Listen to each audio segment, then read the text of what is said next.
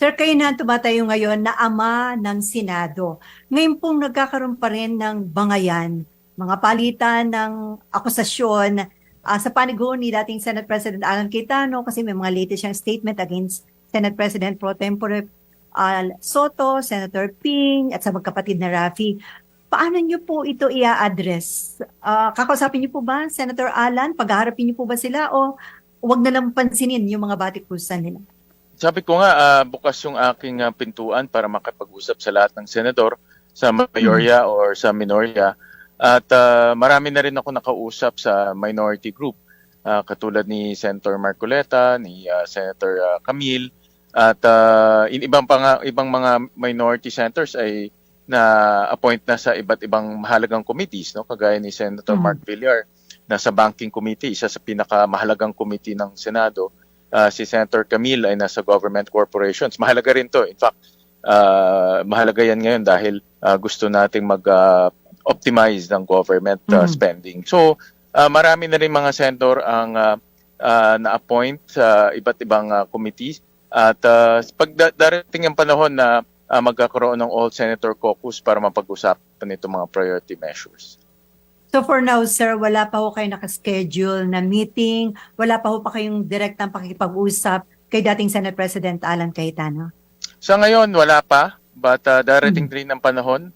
At sabi ko nga, bukas yung aking pintuan at handa naman tayo makinig. At kung meron mang tumatawag, nagtatanong, ay lagi natin binibigyan rin ng payo at direksyon kung ano yung magiging direksyon ng Senado sa next few months. No? So, tuloy-tuloy ang aking communication naman sa ating mga senador para tuloy-tuloy ang trabaho.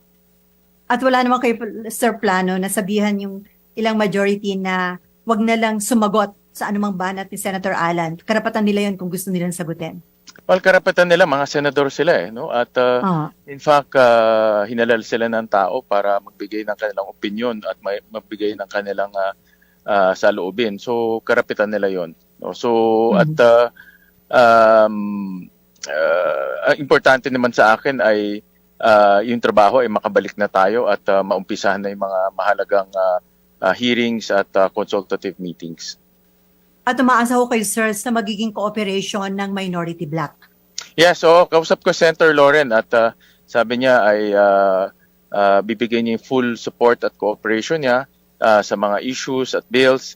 At Senator Lauren ay isa sa pinakamasipag pagdating sa budget. No? At nakasama ko kung nabantayan natin yung 2020 last year, yung 2025 budget deliberation, kami dalawa na lang natitira sa opisina nung Mhm. nag-hearing ng mga budget. Kaya I'm looking forward to working with her rin dahil ano naman, isang seryosong public servant siya.